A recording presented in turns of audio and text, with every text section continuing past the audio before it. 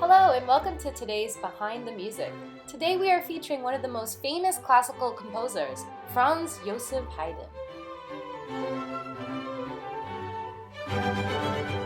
Haydn was born in Ruhrau, Austria on March 31st, 1732, very close to the Hungarian border. Haydn's father was a wheelwright, which was a person who made and repaired wooden wheels. His mother was a former cook.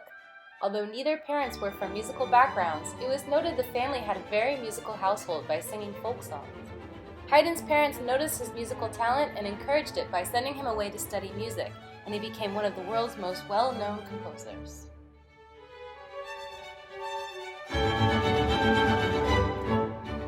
Haydn wrote over 100 symphonies in total, as well as 83 string quartets, 45 piano trios, 62 piano sonatas, 26 operas, and 14 masses. Not only did he write countless pieces, he had a sense of humor and playful nature that you could always find in his music.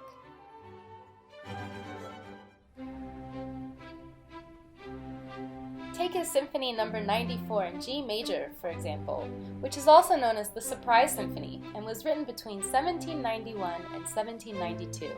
This piece was given this name due to, in the second movement, having a fairly quiet dynamic and then out of nowhere a very loud fortissimo. Most historians believe this loud chord was to wake any sleeping audience member. Let's have a listen.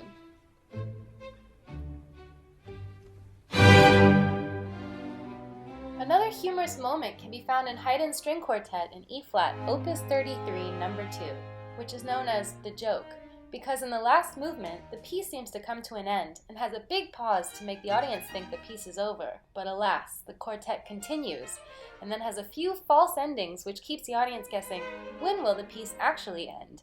Until finally the quartet ends in a delightful, casual manner which usually has the audience laughing in the end, understanding Haydn's joke.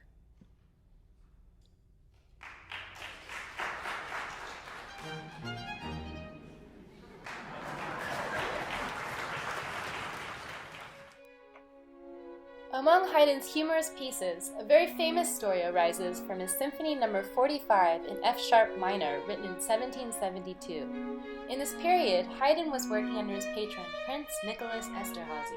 The prince was spending an extended period in his favorite summer place at Esterhaza in a rural part of Hungary, and where he went, his composer and musicians would go as well.